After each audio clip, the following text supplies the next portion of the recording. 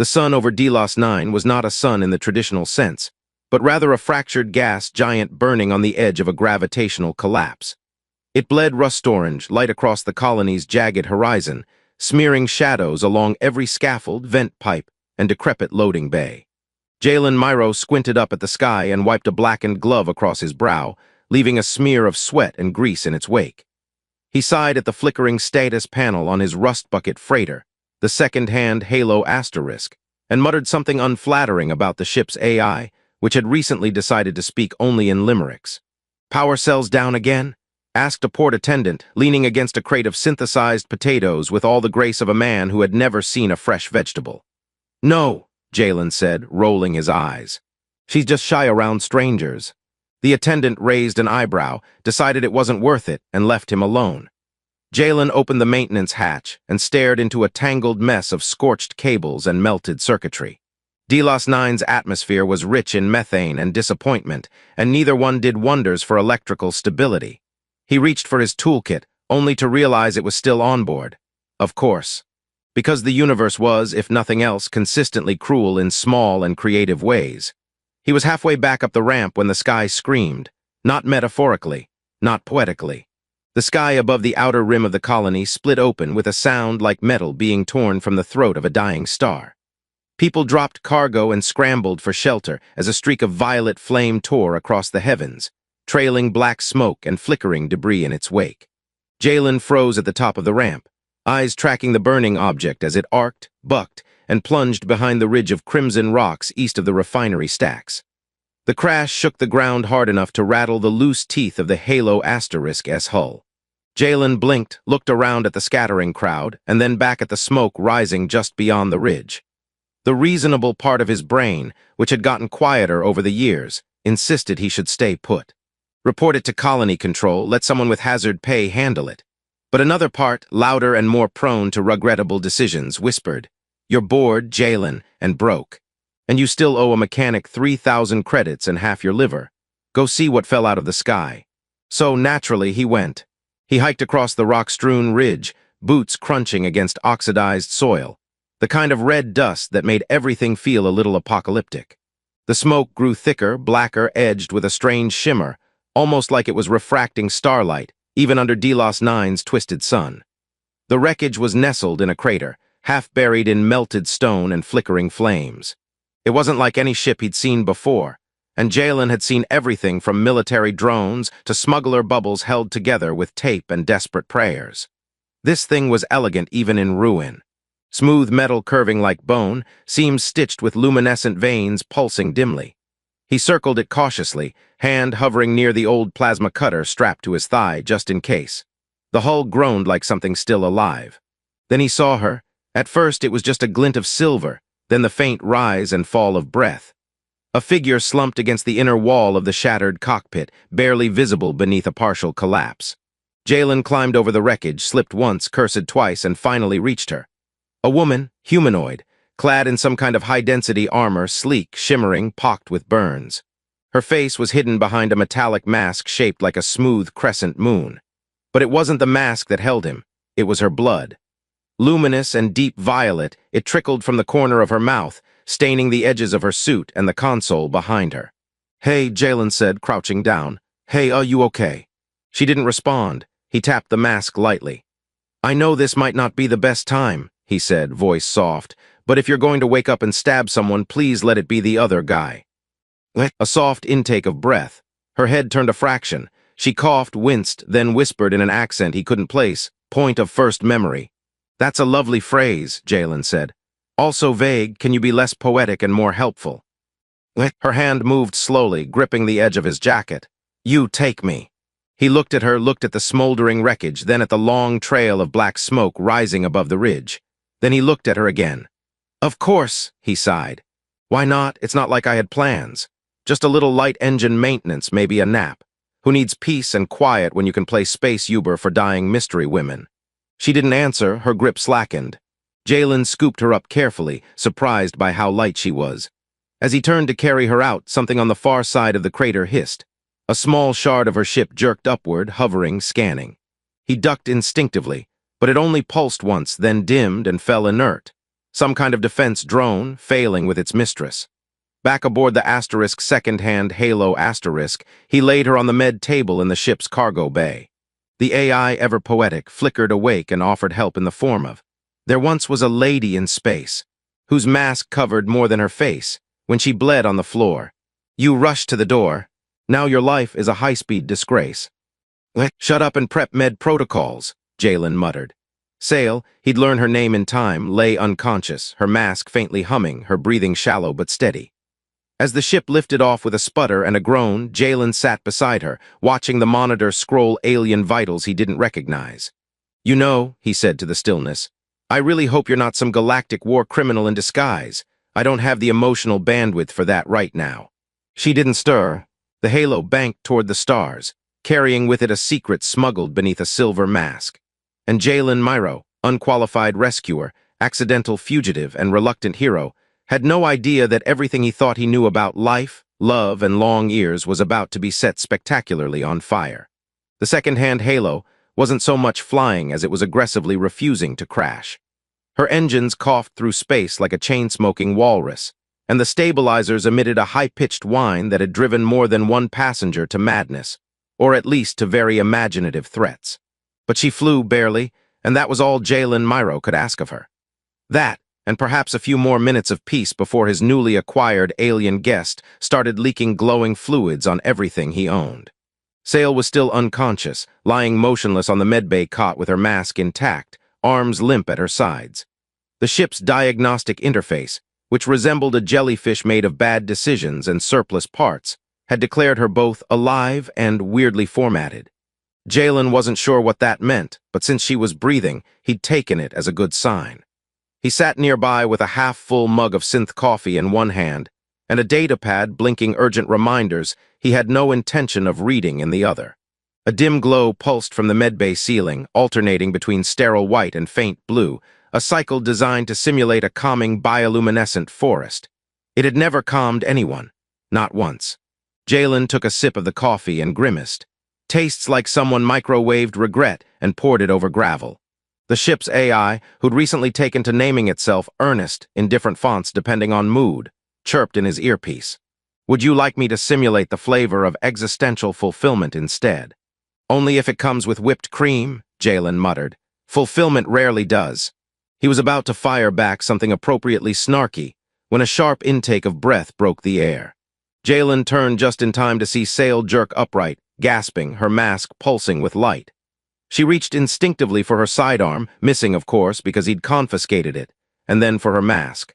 "Easy," Jalen said, raising his hands. "You're on my ship. Nobody's trying to disembowel you unless you count my cooking." Sail froze, hand on the edge of the cot, her head tilted slightly. "You are the man."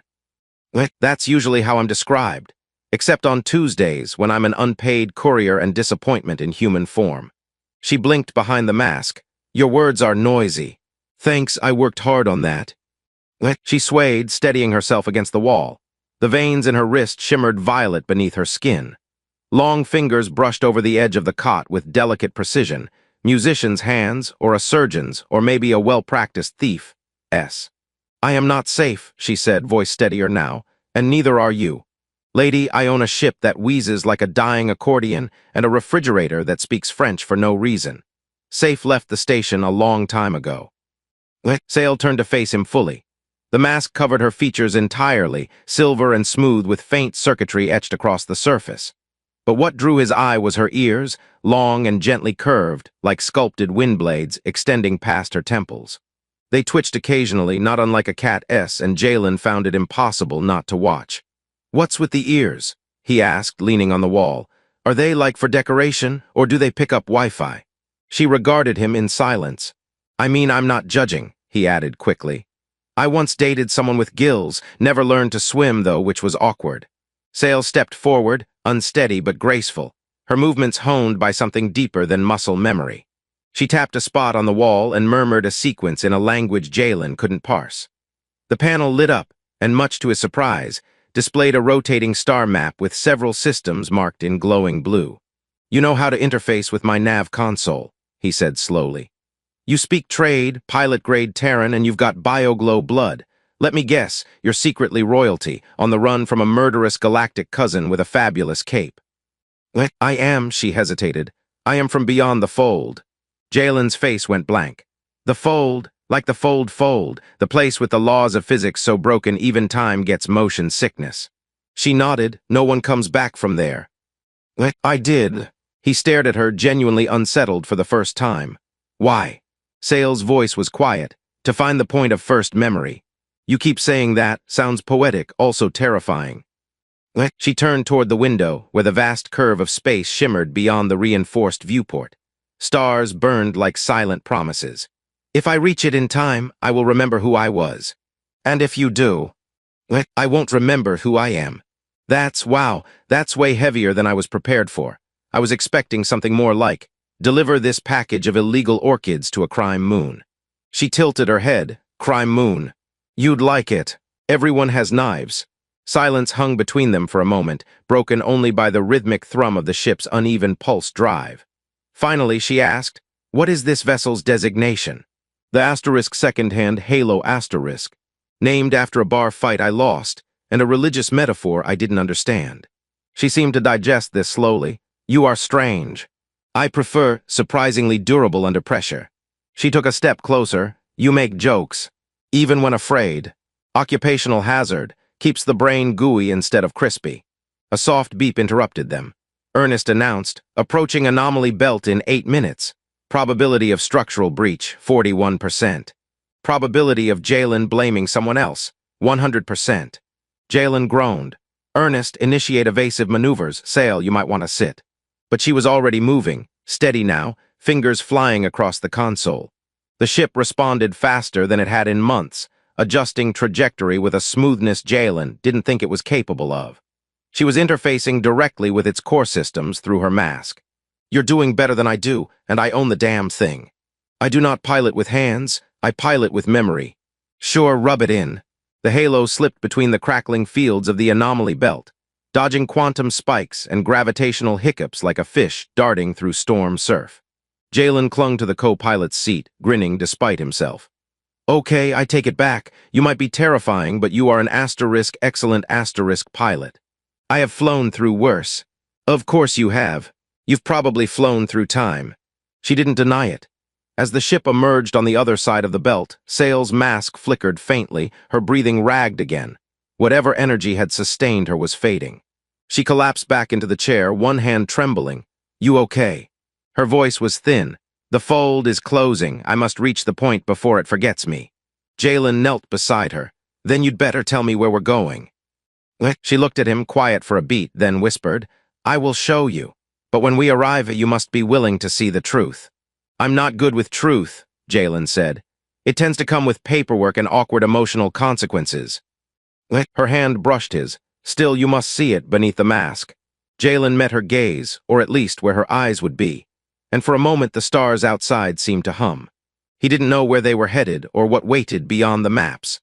But he was already moving toward it, a step at a time, drawn not just by curiosity, but by something older, something deeper. The station didn't have a name. At least not anymore. Official records labeled it Observation Node Theta 7 Asterisk, though everyone who lived within 2 warp cycles of the place knew it simply as the listening post. It hung like a rusted lantern in the vast emptiness of the veiled expanse, orbiting a collapsed white dwarf that radiated just enough light to make everything look half-forgotten. The place wasn't on maps, wasn't on trade routes, and wasn't in Jalen Myro's top 1,000 favorite places to land. But he was low on options and high on confusing alien passengers, so there he was. The docking sequence took longer than usual, mostly because the second-hand Halo refused to align properly. Ernest, the ship's AI, claimed this was due to emotional incompatibility with the station's guidance system. They're judgmental, Ernest complained, and they smell like oxidized silence. You're an AI, you don't have a nose. I have taste, Jalen, and I do not appreciate being scanned by ancient tech with the digital charisma of a tax audit. Just dock the ship before we drift into a gravity trap. Sale, seated beside him with her mask dimmed to a gentle blue glow, said nothing. She hadn't spoken much since the anomaly belt. Her movements were slower now, more deliberate. The shimmering lines on her skin were pulsing weaker, like lights fading in a storm. Jalen kept glancing at her as if worried she'd flicker out entirely between one breath and the next. "I know someone here," he said after a moment. "She might be able to help." Sale tilted her head. She. Dr. Yarrow, ex-biologist, current archivist, very smart, mildly terrifying. Once dissected a bounty hunter for trying to flirt with her. She sounds effective.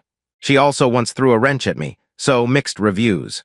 The ship finally docked with a juddering thud that suggested the station's clamps were held together by hope and duct tape.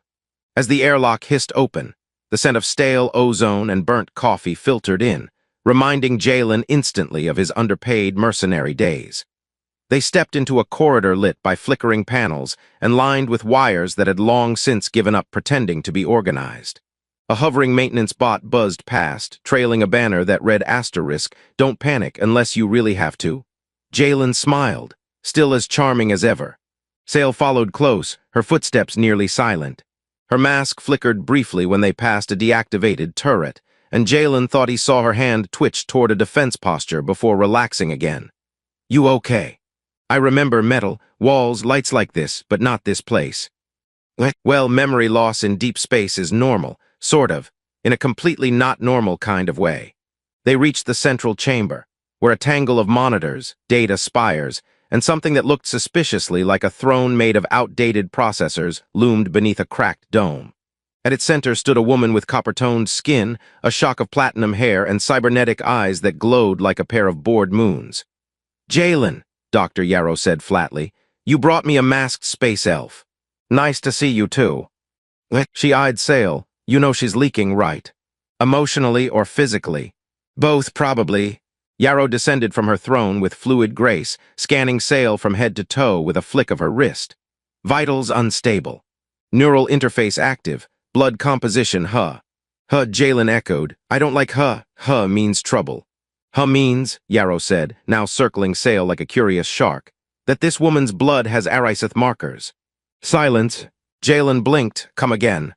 "Ariseth, old empire, really old. Pre-fold old, supposedly extinct. I thought they were a myth, like space sirens or honest smugglers." "They were real," Sale said softly. Both turned to her.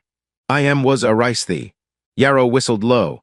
"You brought a relic back to life, Jalen. That's impressive, even for your standards." "I didn't do anything heroic. I just didn't let her die." "Same thing these days." Yarrow gestured for Sale to lie down on the examination bench. Sale obeyed without protest. Jalen hovered nearby, arms folded, trying not to look as worried as he felt. "She's got a neural parasite," Yarrow said after a few minutes.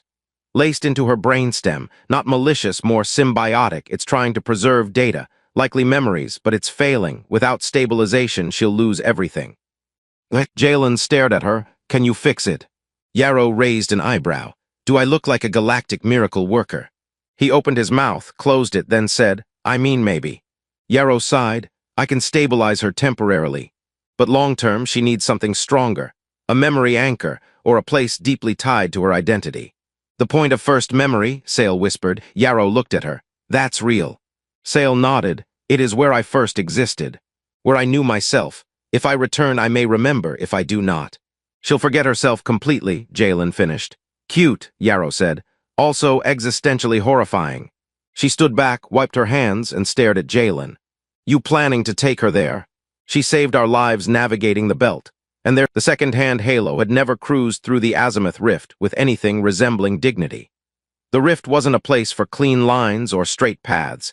It twisted like a glass maze cracked across 11 dimensions.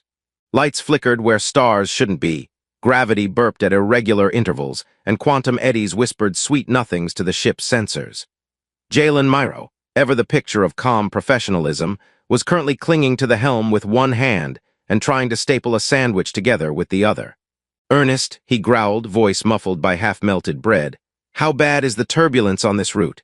On a scale from minor inconvenience to existential wailing, we're hovering at mild weeping with a chance of implosion." The AI replied cheerfully. "Perfect, just the mood I was going for."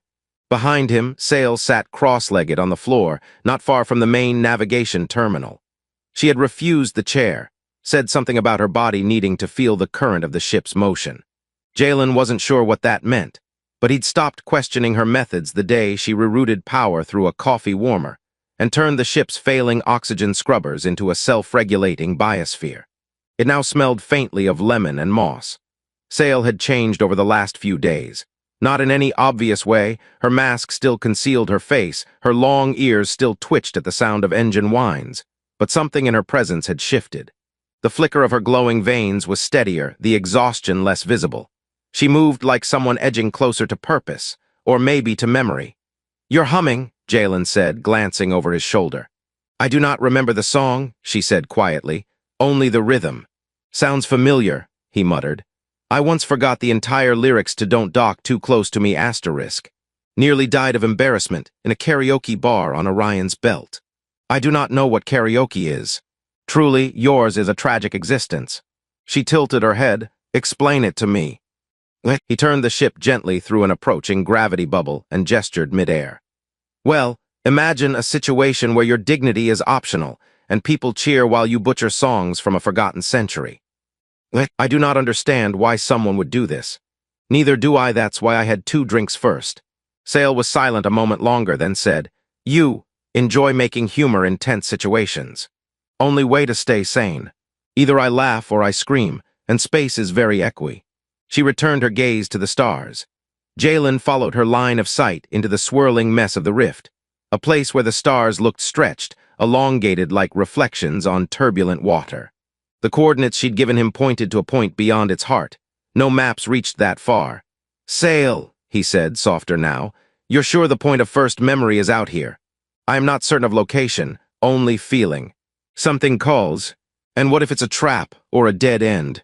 Her voice didn't waver. "Then we will know." Jalen blew out a breath. That's reassuring. Another hour of slipping through reality like a fish through oil brought them to a silence unlike any Jalen had heard. The ship's noise faded. Even Ernest went quiet. The sensors registered a total null. No stars, no particles, no time, nothing. "Well, that's horrifying," Jalen said brightly. "It is close," Sail whispered. "Define close." "Like emotionally close, or we're about to die close." She didn't answer. Instead, she stood, walked to the console, and placed both hands flat against its surface. The lights beneath her skin pulsed once, then again, brighter. The ship groaned, not in distress, but in response. Something was waking up. "Sail. I can feel it now. The first thread, it's here." Before Jalen could respond, the ship was engulfed in light. Not light like heat or radiation, but the sensation of being remembered, of a memory large enough to wrap around a vessel and hold it still. The rift shimmered, bent inward, and then cracked. Through the fracture, a world emerged. A sphere of impossible architecture. Cities suspended in orbit by currents of magnetized light. Spires twisted like seashells, fields that rippled with glass flora.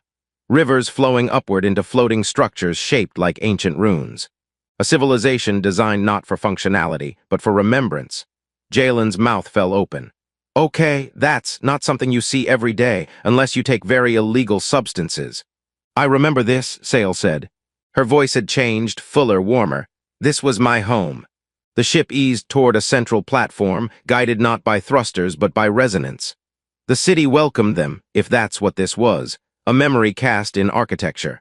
Or perhaps the last echo of something long gone. Jalen stood beside her. "Why is it still here?" "Because it was built to remain," she said. "Even if we forgot." As the hatch opened, Sail stepped out first. Her boots touched a surface that shimmered like light trapped in stone. Jalen followed, half expecting gravity to forget itself, but everything held. The air smelled of petrichor and static. It tasted like stories. "Okay," he said. "So what now? You sit on a throne and declare yourself queen of the long-eared memory elves." She looked back at him. "Now I remember." And she walked forward, toward a towering monument at the center of the platform. It looked like a mask, 15 meters tall, its surface engraved with spirals and constellations. Sail stood before it and raised her hand. Her mask began to unravel. Jalen stepped forward, panicked. "Wait, are you sure? What happens when you take it off? I become who I was, or I disappear entirely." "That's a terrible gamble. It is the only one left." The monument responded. The air sang. Her mask pulsed and then slowly split down the center. Beneath it was not just a face, but a collision of beauty and pain, familiarity and alienness. Her eyes glowed with starlight, her skin threaded with filaments of memory. Her ears, now unshadowed, quivered with recognition. She met Jalen's eyes, I remember you. He blinked. I mean, I have that effect, but wait, really. You were there when we fled, when the fold closed. You helped seal the memory so it wouldn't die with us. I'm pretty sure I'd remember that. You were another, a mirror, maybe a life before this. Oh good, Jalen said. So now we're doing reincarnation, just when I was getting used to the alien heritage thing. Sale smiled. It was the first time he'd seen her smile, soft, sad, luminous. This world, she said, looking up, will fade soon, now that I have remembered, but I will not. You're staying. She turned to him. No, you brought me here, you woke me. I must carry this knowledge onward, and so must you. He blinked. I'm just a guy with a sarcastic AI and a very flexible definition of heroism. And yet, you were made for this. The platform beneath them began to dissolve, not violently, but like a dream preparing to end. The memory had served its purpose. It was time to go. As they returned to the ship, the city faded behind them, slipping back into the rift's folds. Back aboard the Halo Asterisk, Jalen collapsed into his seat, exhausted. Ernest finally piped up. Welcome back, I missed you. The silence was unsettling, like a mime convention in deep space. Jalen chuckled. You wouldn't believe what we just saw. I have access to the ship's logs. I don't believe it now. Sale stood beside him. The mask was gone. And for the first time, Jalen realized she wasn't hiding anymore. And neither, he suspected, was he. The Asterisk second-hand Halo drifted quietly through the whispering vacuum beyond the azimuth rift, her hull still warm with the afterglow of memory. No alarms blared, no cosmic disturbances clawed at the ship's fragile shielding, and for the first time in what felt like years, nothing was on fire. Jalen Myro found this deeply suspicious. He sat in the pilot's chair, boots on the console, chewing on a protein bar so dense it had its own gravitational pull. Across the cockpit, Sale stood at the main viewport, face uncovered, bathed in the soft spectrum of a nearby binary star system. Her silver-blue skin shimmered faintly, threaded with lines of light that pulsed in slow, deliberate rhythm. Her long ears twitched occasionally, reacting to shifts in the ship's field hum. So, Jalen said around a mouthful of compressed nutrients, now that you've remembered your ancient space heritage and your civilization's extremely dramatic architecture, what's next? Conquer a small moon? Start a cult? Host a cooking show for lost empires? She glanced back, a smile playing at the corner of her mouth. You are still afraid of silence. He sat up straighter, swallowing. I'm not afraid, I'm just allergic to being bored. You fill the quiet with humor, it softens your fear. Jalen held up a finger. I'll have you know I also fill it with snacks and light sarcasm. It's a very balanced strategy. Sale turned back to the window. You ask what comes next. I do not know, my people are gone. What remains of their memory lives in me, but memory is not presence, it is echo. Jalen was quiet for a moment. Then, I like echoes. You can shout nonsense into them and feel profound. She didn't laugh exactly, but the pulse of her inner light shifted in a way that, by now, he had come to recognize as a kind of amusement. They had been traveling for nearly 2 standard days, idling through quiet sectors while Sale recovered. The point of first memory had changed her. She now spoke with a certainty that hadn't existed before. And yet, there was a fragility beneath the surface, like a porcelain sculpture balanced on a shelf mid-quake. Jalen stood, stretched, and walked over to the nav panel. We should swing by a refueling station soon. We're down to half tanks and even less coffee.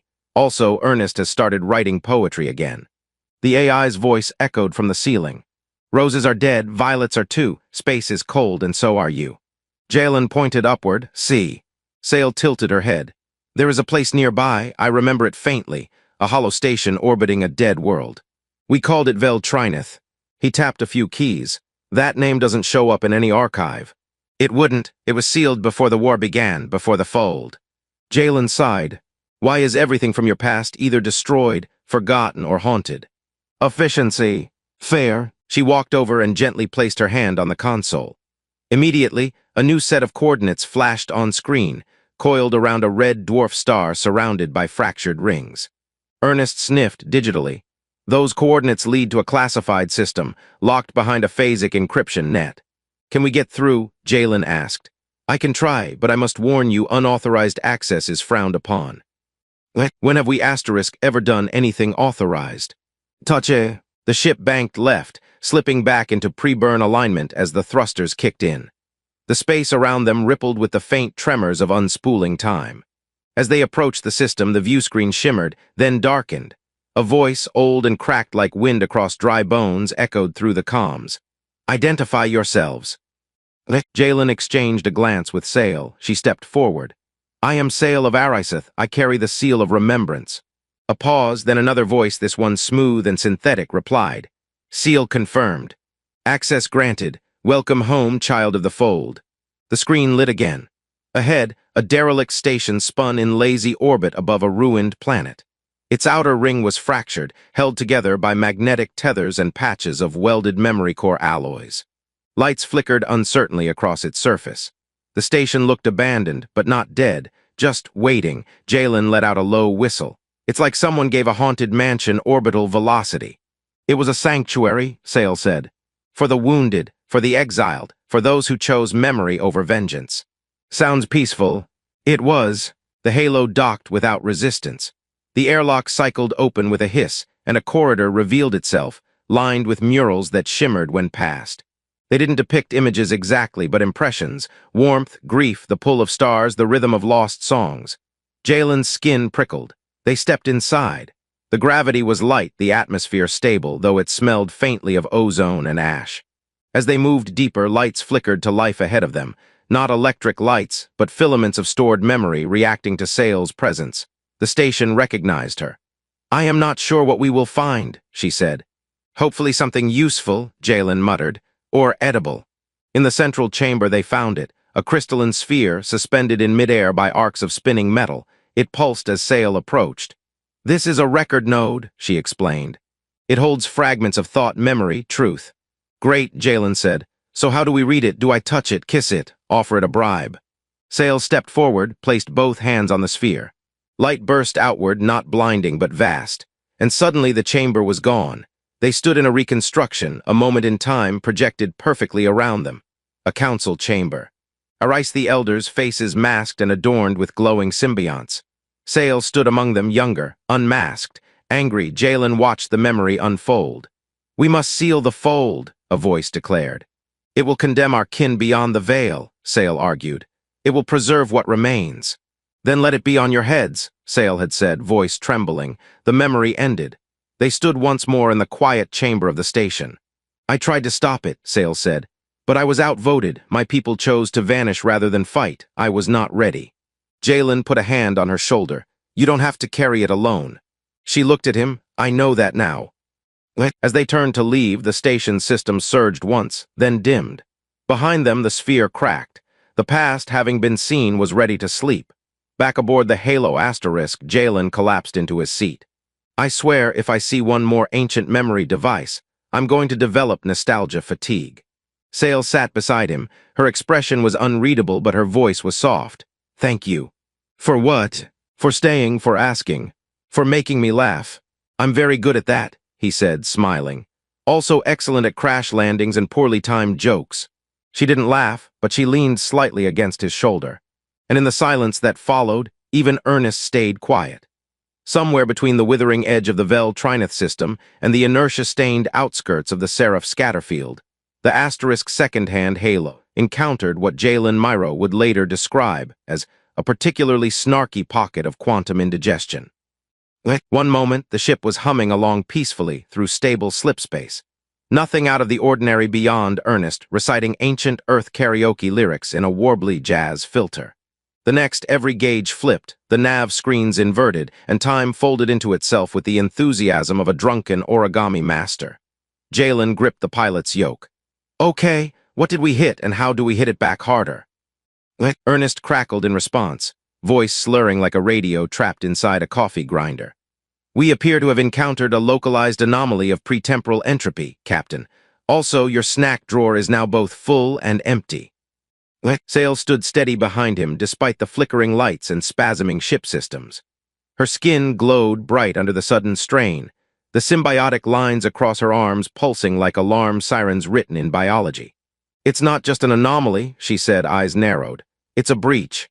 "A breach of what?" Jalen shouted over the rattling hull. "The fold." And just like that, the noise stopped. Not diminished, ceased. No sound, no motion. Even the Asterisk, Halo's Asterisk, usual wheeze of systems under duress vanished.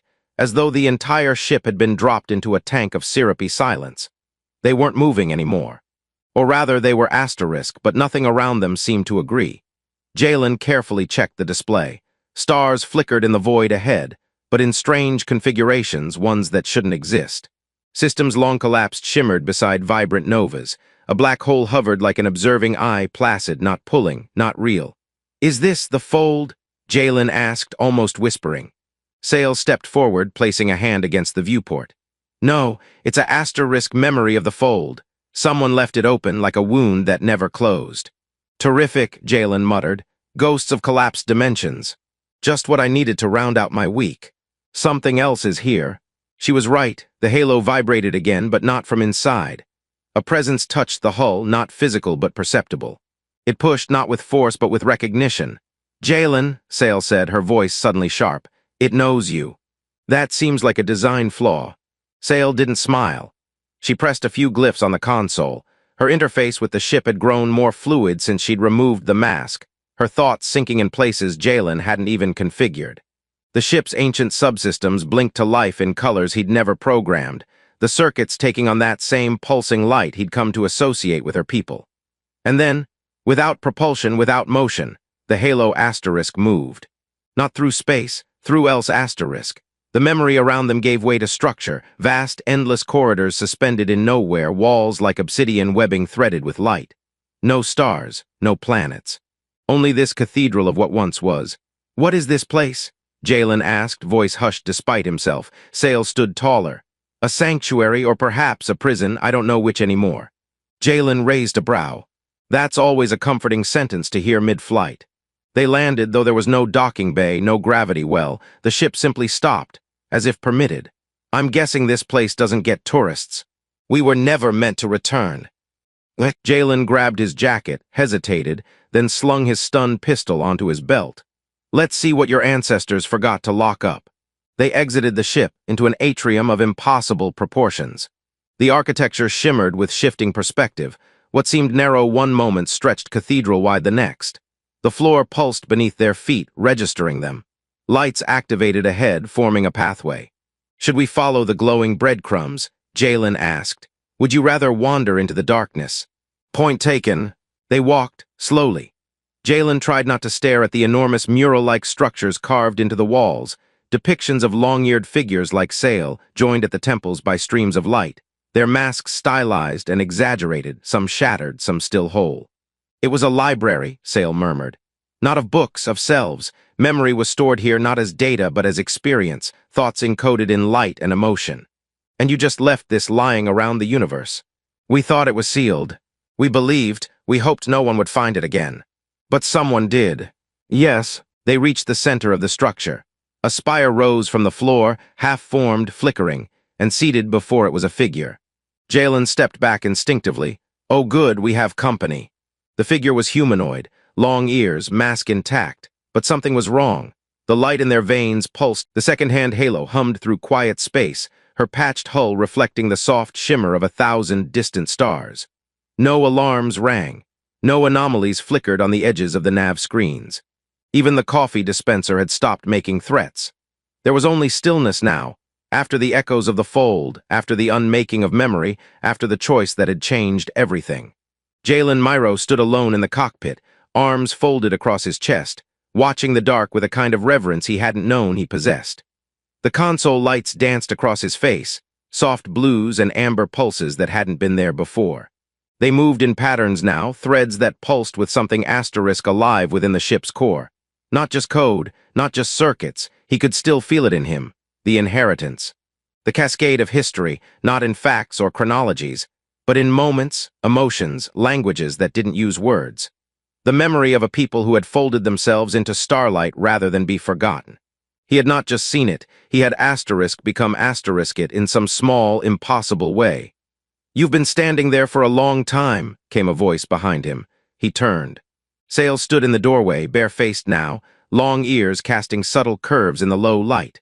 Her skin had lost its too-sharp glow, softening into something more like breath than flame. She wore a simple tunic, sleeves rolled up, no armor, no mask. She had never looked more alien and never more human. "I was thinking," Jalen said. "Ah, dangerous." Tell me about it. I almost felt a feeling. Sale smiled. Was it regret? Worse, sentiment? She stepped into the room, moving with the weightless grace of someone no longer waiting to become. How are you holding it? Jalen tapped his chest lightly. It doesn't feel heavy, just big. Like I opened a door and found an ocean. You accepted the legacy. Yeah, which is weird, considering I once turned down a promotion because it came with extra meetings. She gave a low, musical chuckle, and now. He shrugged. Now I understand that I wasn't meant to hold asterisk it. Just carry it, pass it on, like a story with too many endings. They stood together in silence for a moment, watching the way the stars drifted lazily outside. Ernest remained silent, a rare act of grace from the AI, though Jalen suspected he was just composing another limerick and didn't want an audience. You were right, Sale said, almost a whisper. About laughter. Jalen turned to her. Yeah, it does soften the fear. He smiled, but it faded quickly. You could have stayed in the fold. I couldn't, she said. Not alone and not anymore. He nodded. So, what now? Do we go start a memory archive? Travel the galaxy giving inspirational speeches about identity and glowy bloodlines. I think we rest. Jalen blinked. Rest like as in nap. As in pause, as in stop trying to run toward meaning. He let out a long, slow breath. I've never been good at that. I have never been allowed to try. He nodded again, slower this time. There was a quiet understanding between them now, one not born of romance or duty, but of shared resurrection. They had each been fragments incomplete. Now they weren't whole, but they weren't alone. I thought I was just some idiot flying a broken ship through old war zones, Jalen said. You were, Sale replied with a small grin. He laughed. But you were also someone chosen asterisk, even if by accident, or design, or both. Jalen leaned back into the seat, staring out again. You ever wonder if the universe just has a weird sense of humor? All the time. From behind them, Ernest chimed softly. Incoming transmission. They both straightened. Source, Jalen asked. Unregistered vessel, no ID, no weapons, just broadcasting this message. To the one who remembers what we forgot, we need you. Jalen looked at Sale. She tilted her head. Not a trap, he asked, probably. He smiled, but it's also a beginning. She nodded. He tapped the console, cleared the path. Ernest, plot a course. Let's go see what needs remembering. Ernest hummed, setting destination and preparing fresh coffee, in case this time the future doesn't taste like reheated anxiety. Jalen grinned. Now that's optimism. As the asterisk second-hand halo surged forward, her engines purred not like a dying beast, but like something reborn, an old soul with new breath. Inside her walls, threads of light pulsed gently, weaving new circuits where none had existed. She wasn't just a ship anymore. She was a memory-carrying vessel, a living relic of what had been and what could still be. Sale stood beside Jalen, arms folded, eyes gleaming with starlight. Do you think they'll recognize you? Probably not, he said, but I'll recognize asterisk them, that's what matters. They watched